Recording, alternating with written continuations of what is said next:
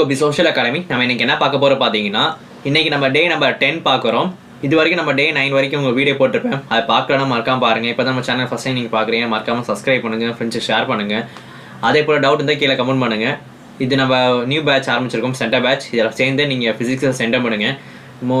எல்லாமே சென்டர் எடுப்பாங்க கேட்டிங்கன்னா, நான் சொல்கிற விஷயம் எல்லாமே நீங்கள் படிச்சிருக்கேன். எல்லாமே நீங்கள் ஃபுல் மார்க் எடுக்கலாம். 95+ எல்லாமே நீங்கள் எடுக்க முடியும். யாராக இருந்தாலும் சரி, ஸ்லோ லேர்னர், மீடியமாக படிக்கிறவங்க, நல்லா படிக்கிறவங்க யாராக இருந்தாலும் நீங்கள் ஃபுல் மார்க் எடுக்கலாம். இல்லை 95+ கன்ஃபார்ம் எடுக்கலாம். ஓகேவா? சரி, இப்போ பார்க்கலாம். இது 2 மார்க் கொஷனை கேட்பாங்க. ஆனால் தெரிஞ்சு வச்சுக்கோங்க, ஃபஸ்ட்டு எலக்ட்ரிக் ஃப்ளெக்ஸ்னால் என்ன தெரிஞ்சு வச்சுக்கணும். ஓகேவா? Number of electric field line crossing given kept normal to a electric field line is called electric flux. ஒன்றுமே இல்லைங்க, ஒரு குறிப்பிட்ட ஏரியாவில் எவ்வளோ எலக்ட்ரிக் ஃபீல்ட் லைன் வந்து கிராஸ் ஆகுதோ அதான் எலக்ட்ரிக் ஃப்ளெக்ஸு. சரியா? இது டினோட் பண்ணியிருப்பாங்க கிரீக் லெட்ரு, அது பேர் வந்து பை சொல்லுவோம். சரியா? இது யூனிட் பாருங்கள், நியூட்டன் m² c⁻⁻1.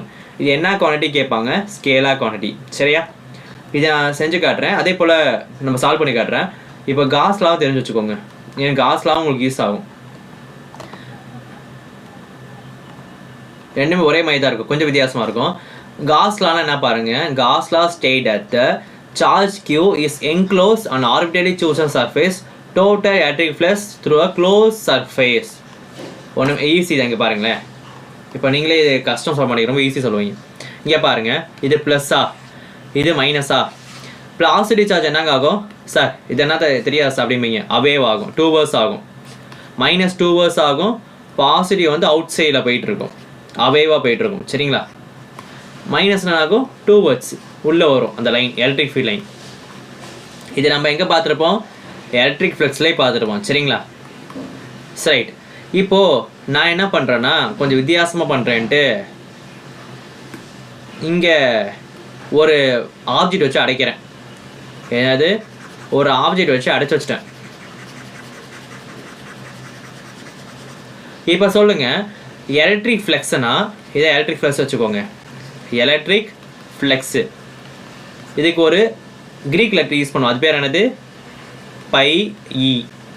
இதுக்கு என்ன ஃபார்ம்லானா E.A. வெக்டர் போட்டால் வெக்டர், ரைட்டா?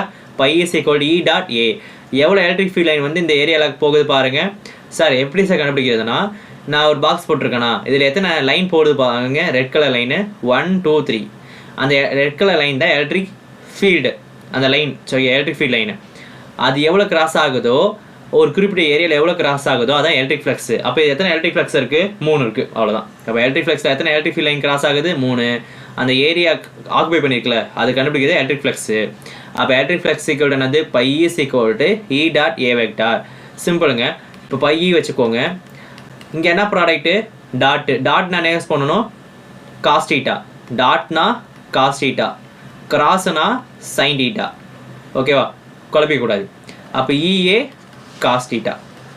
இதாங்க எலக்ட்ரிக் ஃப்ளெக்ஸ். எலக்ட்ரிக் ஃப்ளெக்ஸ்னா ஒரு குறிப்பிட்ட ஏரியாவில் எவ்வளோ எலக்ட்ரிக் ஃபீல்ட் லைன் கிராஸ் ஆகுதோ அதுக்குள்ள எலக்ட்ரிக் ஃப்ளெக்ஸு. காஸ்லா பாருங்களேன், இது என்க்ளோஸ் சர்ஃபேஸ். இங்கே பார்க்கலாம், காஸ்லா.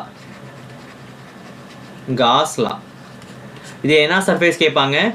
Enclose surface. ஒரு என்க்ளோஸ் சர்ஃபேஸில் மட்டும்தான் இது applicable. Close surface, enclose surface. ஓகேவா? என்க்ளோஸ் சர்ஃபேஸில் மட்டும் தான் அப்ளிகபிள், ஓப்பன் சர்ஃபேஸில் அப்ளிகபிள் கிடையாது. இது வந்து என்னென்னா எலக்ட்ரிக் ஃப்ளெக்ஸை சேர்த்து சொல்கிறது. எலக்ட்ரிக் ஃபீல்ட் லைன் வந்து எவ்வளோ ஆக்குபை ஆகுது குறிப்பிட்ட ஏரியா கேட்டாங்கன்னா எலக்ட்ரிக் ஃப்ளெக்ஸு. நிறைய எலக்ட்ரிக் ஃப்ளெக்ஸ் சேர்த்தா அது காஸ்லா. இதுக்கு அதே ஃபார்முலா தாங்க, கொஞ்சம் வித்தியாசமாக இருக்கும். பை இ சேம் தான். ஓகேவா? இங்கே க்ளோஸ் இன்டெகிரேஷன். இது என்ன பாருங்கள், க்ளோஸ் இன்டெகிரேஷன் எப்படி சார் போடணுன்னா, ஒரு 0 போடுங்க, அதுக்கப்புறம் ஒரு இன்டெகிரேஷன் போடுங்க, இவ்வளோதான், சிம்பிள். E dot. ஆல்ரெடி அங்கே என்ன வச்சிட்டோம்? ஏன்னு வச்சாச்சுல, இங்கே DA வச்சுக்கோங்க. என்னது? DA. வெக்டர்னா வெக்டர், இங்கே வெக்டர். சரியா? இங்கே பாருங்கள், அடுத்து பை இ வச்சாச்சு. க்ளோஸ் இன்டெகிரேஷன் இ வெக்டரா, இங்கே என்ன இருக்குது? டாட். என்ன போடலாம்? EDA. டாட் என்ன சொன்னேன்? Cos theta. இவ்வளோதாங்க, சிம்பிளுங்க, கஷ்டமே இல்லை, ரொம்ப ஈஸி தானே இருக்குது. சரி, இங்கே பாருங்கள், இப்போ பையின்னு எழுதிக்க போகிறேன்.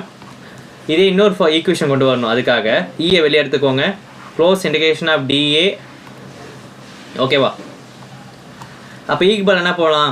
எலக்ட்ரிக் ஃபீல்டுக்கு என்ன ஃபார்முலா? 1/4πε0 q ஒரு q தானே இருக்கும், நான் கேபிட்டல் q ன்னு எடுத்துக்கிறேன். r². இந்த இன்டகிரேஷன் ஆஃப் dAக்கு என்ன எடுத்துக்கலாம்னா 4πr². என்னது 4πr². ஏன்னா ஸ்பியர் பார்க்க போகிறோம், என்க்ளோஸ் சர்ஃபேஸ் தானே. அப்போது 4πr².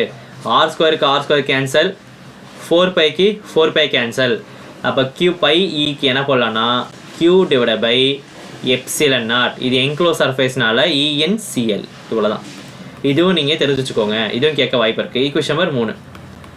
ஓகேவா? அது ரொம்ப சின்ன வீடியோ தான். இதை தெரிஞ்சால் தான் நீங்கள் காஸ் லாவோட 4 அப்ளிகேஷன் உங்களுக்கு ஈஸியாக இருக்கும். அந்த 4 அப்ளிகேஷன் நான் வந்து 2 வீடியோவில் போட்டுறேன், ஃபுல்லாக பாருங்கள்.